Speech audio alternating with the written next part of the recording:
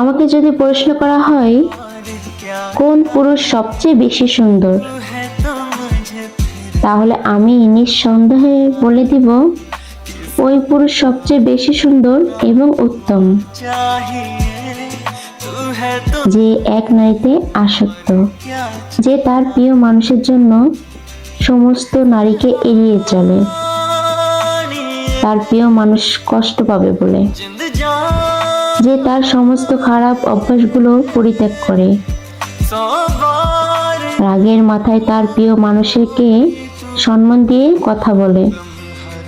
প্রতিটা নারীর জীবনে এমন একজন দায়িত্বশীল যত্নবান পুরুষ আসুক, সে তার সবটুকু দিয়ে তার প্রিয় মানুষটাকে আগলে রাখবে। সম্পর্ক হবে হালাল এবং উদ্দেশ্য হবে জান্নাত।